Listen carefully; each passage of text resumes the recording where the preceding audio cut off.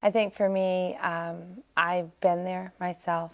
I know the emptiness of carrying that empty crib in your heart, and I want to help other women so they aren't dismissed, they aren't living in shame, but they know that there's a place at the cross for them and that they can take that shame and know that it's already, been paid for, and they have been forgiven, and they need to be set free and fly and help other women that have also gone through that pain. Several years ago, the Unruhs and pro-life groups encouraged the legislature of South Dakota to form a task force to study abortion. No state legislature had ever taken the time, after 50 million abortions, to study, has this been good for America? Has it been good for women? What research has been developed since 1973? The task force collected 3,500 pages of scientific research on abortion. In 1973, they said, we don't know when life begins. If we ever find out, it'll change everything.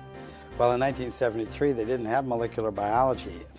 So now we can prove scientifically that you're a human being at the minute of conception. In addition, we heard from 54 national experts. This was a 17-member task force, and it covered both sides of the issue. We gave 50% of the time to each side, and the objective was to find out how abortion impacts America. The most heart-wrenching information came from the thousands of sworn affidavits from women who have had abortions. The policy underlying abortion is a lie. We are told we lost nothing of value. The truth is that the loss is massive and life-altering. If I had been given this information, I would never have had an abortion. We know now, through all the research we've conducted with thousands of affidavits of women, there is no information given to women prior to an abortion.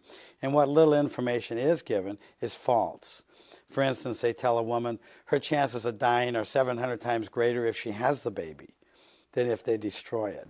We always hear the argument, this is a decision between a woman and her doctor.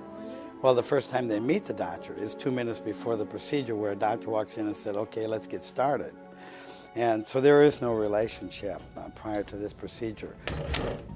I've spoken to many women who have had abortions, and they express sometimes months, years, even decades later, the sense of guilt and regret that they experience, and they just can't seem to wipe it away.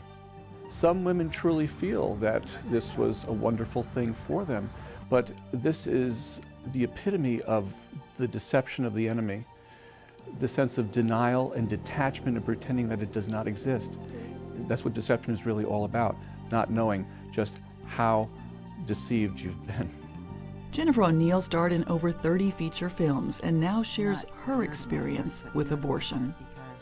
I was told the lie from the pit of hell in the 70s that my pregnancy was just a blob of tissue under 8 weeks. In my case, I went to my doctor and I was told by my doctor that it was just a blob of tissue, that it wasn't a baby, and my parents advised that if the father didn't want the child, that I could just have another, and I didn't have my faith then.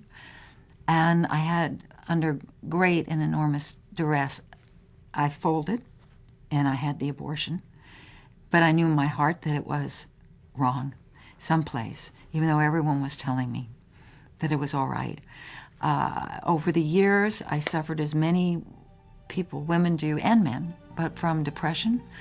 Had 9 miscarriages along the way of having my children, but the baby is a child. And if you think that's the lie that's been told to women since the 70s, and there are millions and millions of us that know that's not true. Jennifer O'Neill is a spokesperson for Silent No More, a national campaign by post-abortive women who regret their abortions. There are the mothers that are left behind with an inability to deal with this deep scar of shame and pain. So let's give them the options and the truth.